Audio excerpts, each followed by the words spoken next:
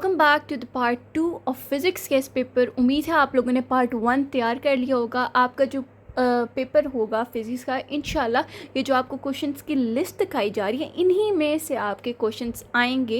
And जो आपको chart दिखाया गया था, वो एक पूरा चार्ट बना हुआ था, वो आपका पंजाब टेक्स्ट बुक की बुक से था। उसमें से आपको इंपॉर्टेंट लॉन्ग बताए गए थे। मैं आपको फिर दिखा दी, क्योंकि अगर आपने नहीं देखा तो आप पार्ट 1 में जाएं और जो बाकी लिस्ट ऑफ क्वेश्चन है वो लाजमी करें, आपके पेपर में लाजमी वो आएंगे।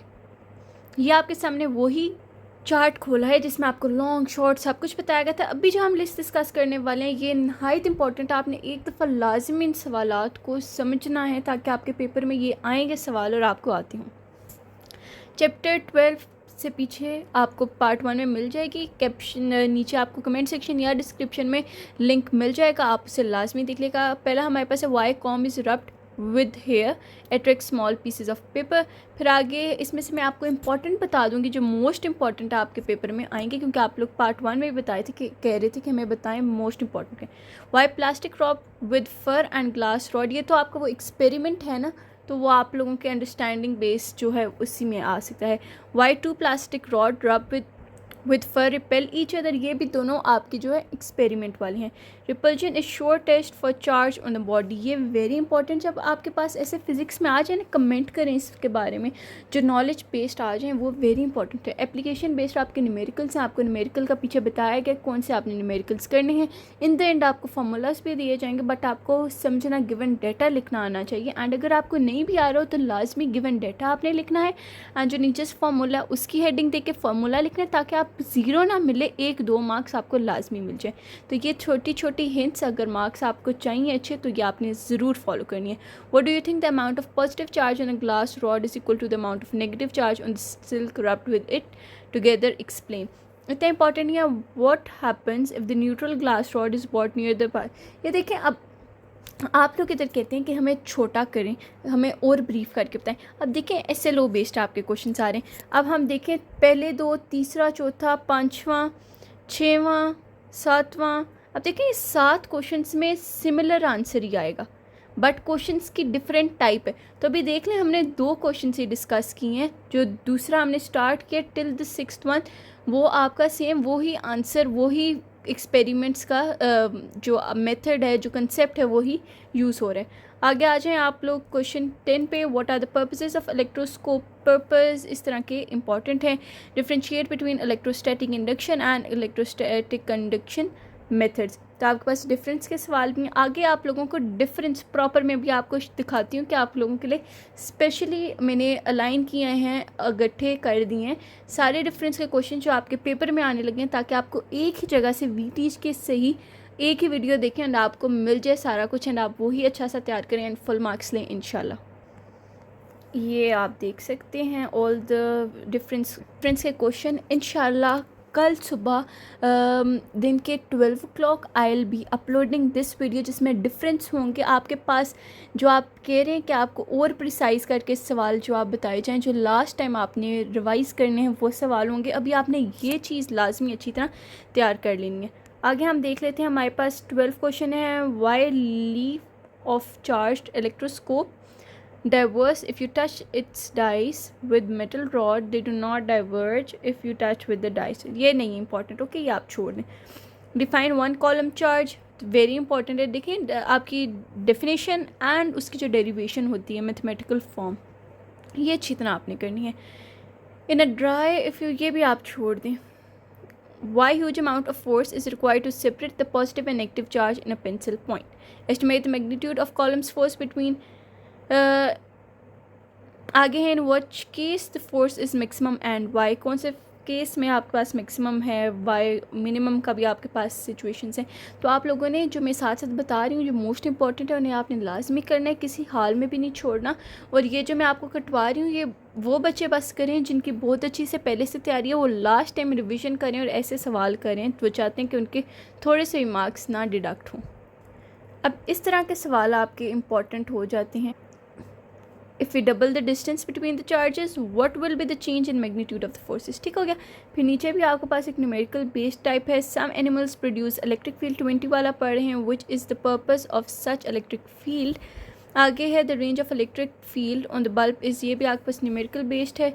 इसमें आपने कमेंट करना है अपना, आपने सिचुएशन रीड करनी है, उसके अकॉर्डिंगली आपने कमेंट करना है, इस पर एक्सप्लेन करना है what the concept is being used. Explain field line never intersect each other, very important है। Why is the person in Faraday case is not affected by the strong electric field of cage, ये आपका इतना important नहीं है, इसे आप skip मार दें। When is the uniform electric field and where it exist, when is the uniform electric field, ये इंपॉर्टेंट है, ये कर लें आप। 24 and what is neutral zone, where does it exist, this is also important. Differentiate between electric potential energy and electric potential difference, ये very important है, आपने लाजमी करना है। How capacitor is charged by DC, on what factors, ये भी important, on what factors and how is the capacity of the capacitor depends, capacitor का topic, capacitor capacitance, ये वेरी इंपॉर्टेंट है, आप लॉन्ग के पॉइंट ऑफ व्यू से करें। अगर कोई शॉर्ट में आ जाता है तो आपका लॉन्ग तैयार होगा, तो ऑटोमेटिकली आपके शॉर्ट भी क्लियर हो जाएंगे। तो आगे आप देख सकते हैं उसके डेली यूजेज, उसका सीरीज़ में कैसे यूज़ होता है, पैरेलल में कैसे यूज़ होता है, सारा कुछ यहाँ आपको 33 तक बताया गया है। How electro painting is done and air cleaning works, how would you suspend 500,000 pound of water in air which is not, leave this, you do not need to learn this, इस तरह के नहीं आएंगे। how the danger of spark in airplane is eliminated, ये आप कर लें, आपका knowledge based है। Next, coming up to chapter 14, current, electricity, why direction of current is conventional even if only free electrons are flowing, ये important है, आपका knowledge based है। why नॉलेज प्लस आपका एप्लीकेशन बेस्ड है, मतलब जो आपका दिया हुआ बुक में है। Why the magnitude of drift velocity is less than magnitude of random motion, ये भी इंपॉर्टेंट है। Potential and electromotive force very important है। On what factors and how resistance of conductor depends, resistance का topic is very important. Ohm's law आपने लाजमी कर लेनी है, उसकी लिमिटेशंस आपको ग्राफ बनाना चाहिए, और ओम्स लॉ और नॉन ओमिक सब्सटेंसेस जो होते हैं उसका डिफरेंस भी आना चाहिए। तो ये जो सारे आपको क्वेश्चन शो हुए हैं ये वेरी इंपॉर्टेंट है, you need to learn them by heart and understand the concept which is use in this. आपको SLO based type question feel हो रहे होंगे कि सेम ही आंसर हैं, बट आपने उसको डिफरेंट तरीके में क्वेश्चन प्रेजेंट किया गया है।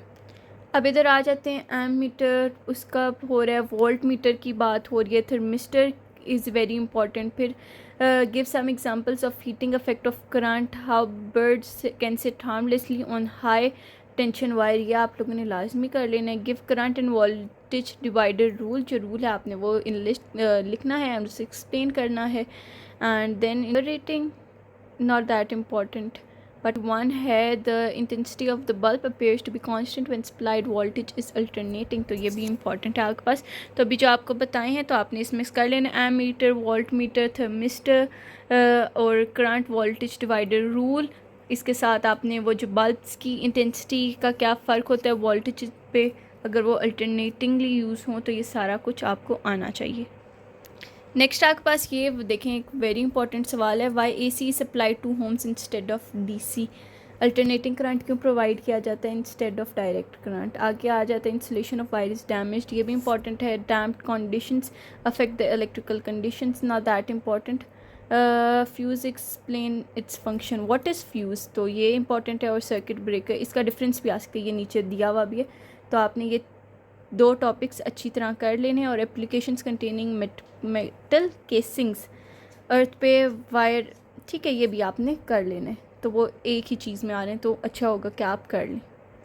चैप्टर 15 में आप आ जाएं, फिर इसमें आपको electromagnetic, give the working principles of relay, how transmission lines reduces the power losses, और soft iron is use to increase the magnetic field of solenoid, ये थर्ड वाला वेरी इंपॉर्टेंट है। इलेक्ट्रोमैग्नेटिक आपको पता है क्या होता है, आप लोगों को उसकी वर्किंग प्रिंसिपल्स आनी चाहिए। लेंस लॉ आपने लाजमी करने, इसको तो आपने बिल्कुल नहीं छोड़ना। Difference between electricity and magnetism, ये 3 आप लोगों ने लाजमी हर हाल में करने हैं। और ये तो आपको खुद भी आता होगा, 2 wires parallel to each other carrying heavy current either attract और रिपेल ईच अदर, आपने एक्सप्लेन करना है बोथ सिचुएशंस को। अगर आपको इसकी PDF चाहिए तो let me know, I will create a PDF and share it with you, ताकि आप इजीली एक ही जगह से आप तैयार कर लें।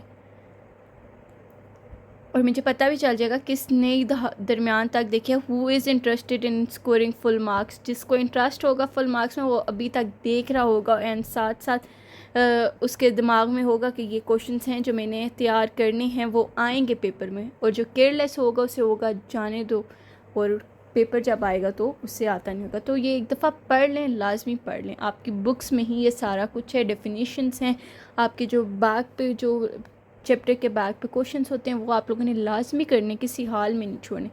आगे आपके बता के पूछ रहे हैं सिमिलरिटीज़ बता दें बार मैग्नेट और सोलेनोइड में, फ्लेमिंग्स लेफ्ट हैंड रूल। ये चैप्टर ना नहायत इंपॉर्टेंट है, इससे लॉन्ग और शॉर्ट लाजमी बनते हैं। Left hand rule, right hand grip rule. आगे output power of transformer is less than the input power. ठीक है, उसमें Lenz law, Fleming's left hand, right hand grip rule आगे आ जाते हैं। लेंस लॉ बता दिए, सोलेनोइड, टेम्पररी मैग्नेट क्या होता है, ट्रांसफार्मर वेरी इंपॉर्टेंट है, उसके coils and all the things are very important. आगे on what factors and how does force on a current carrying conductor in a magnetic field depends. ये very important है। ठीक है, इसे अच्छी तरह आपने करना है। Slip rings and split rings आप लोगों ने लाजमी करना है। तो आपके पास जो टॉपिक्स के अंदर कंस्ट्रक्शंस और वर्किंग दी हुई है ना, तो वो आप लोगों ने अच्छी तरह कर लिया। अलग से सवाल भी बन सकते हैं, इसकी कंस्ट्रक्शन लिखते हैं, इसकी वर्किंग। डीसी और AC is very important. And एक बच्चे ने कल भी वो ऐड किया था, I read the comment section, तो आज भी मैं ऐड कर देती हूँ। इन सवालों में आगे आपको नज़र आ जाएंगे, but it's very important. Thank you for that kid for adding the information. अब आप देख सकते हैं, तो आपके पास ये है क्वेश्चन 1 कैथोड रे ट्यूब, और इसकी आपसे पूछ रहे हैं कि sort of information revealed from the greenish glow. जो कैथोड रे ट्यूब में जो ग्रीन ग्लो एंड पे प्रोड्यूस होता है उसके बारे में वो इन्फॉर्मेशन पूछ रहे हैं। इसमें आपके पास और इम्पॉर्टेंट ये है बच्चों, जब मैग्नेट आपके पास टीवी स्क्रीन 6 वाला है पास लाया जाता है तो पिक्चर डिस्टॉर्ट क्यों हो जाती है। फिर आगे आपको ये भी इम्पॉर्टेंट है, बीम ऑफ इलेक्ट्रॉन्स क्यों कैथोड रे कहलाया जाता है। फिर से आगे इम्पॉर्टेंट है 11 what is the function of deflecting plates in CRO। फिर आगे ये 5 एनालॉग्स, ये आप स्किप भी कर सकते हैं। और फिर जो इम्पोर्टेंट आते हैं आपको जो आने चाहिए, Boolean variables and or nor not, ये ऑपरेशंस आने चाहिए। लॉजिक गेट्स और truth table is very important. ये आ सकता है आपको कि इसका ट्रुथ टेबल बनाएं। And not gate is formed from nand and nor gate. ये देखें वेरी सिंपल सा क्वेश्चन है। व्हाट इज़ LDR, उसका फंक्शन इन सेफ्टी अलार्म जो हाउसेस में यूज़ होता है उसका वो पूछ रहे हैं। तो देखिए नीचे वाले दोनों क्वेश्चन सेम है, यहाँ से ये सारे सेम है, ऊपर से इतने सेम है, ऊपर से ये सेम है। तो देखें इधर वो देखें इसमें कुछ भी ज़्यादा नहीं है। Quantity of the questions SLO based बनाए हुए हैं कि आपको एक ही क्वेश्चंस की 2-3 टाइप्स बताएगी, अंदर मटेरियल इज़ द सेम। आपने एक दफ़ा तैयार कर लिया तो you can write the same thing in every question which has the same concept. अब ये 17 वाला देख लें, इसमें आपके पास है डिफरेंस बिटवीन, ये तो आपका कंप्यूटर के हार्डवेयर एंड सॉफ्टवेयर। आगे signal transmitted through wires and signal receive through wires, differentiate between primary and secondary memory, discuss the use of the following. ये तो मैं इसमें नहीं बताऊंगी आपको, ज़्यादा इंपॉर्टेंट कौन सा कुछ नहीं, यह आपको आना चाहिए ख़ुद भी अगर आप कंप्यूटर के स्टूडेंट हैं। What is CBIS? Name the different parts. Discuss the use of coaxial cable. Why can't we use the sound wave to transmit information to far places? आगे differentiate between cell phone and photophone. आगे geostationary satellites क्या होता है, ये very important है बेटे, आपने कर लेना है। What is supercomputer? Information recorded and retrieved from cassettes. Sorry, जुबान slip.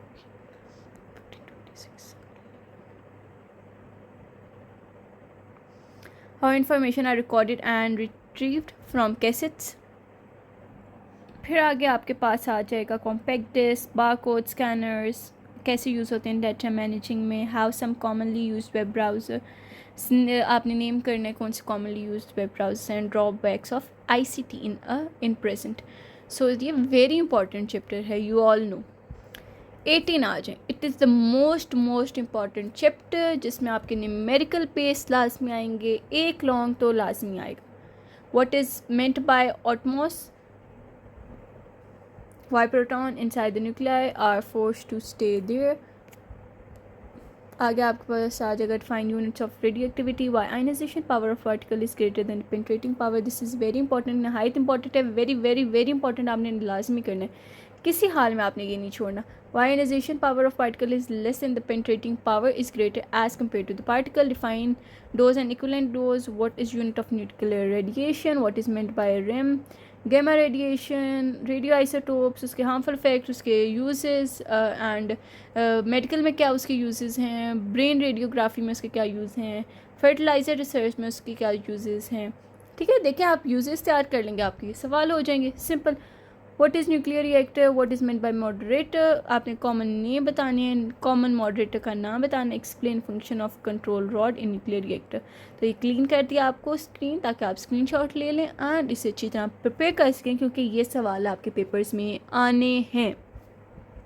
अगर आपको लॉन्ग चाहिए, कल भी इंशाल्लाह वीडियो हो जाएगी और पार्ट 1 में आपको डिटेल्ड लॉन्ग बताएंगे जो मोस्ट इंपॉर्टेंट है आपके पेपर में आनी है।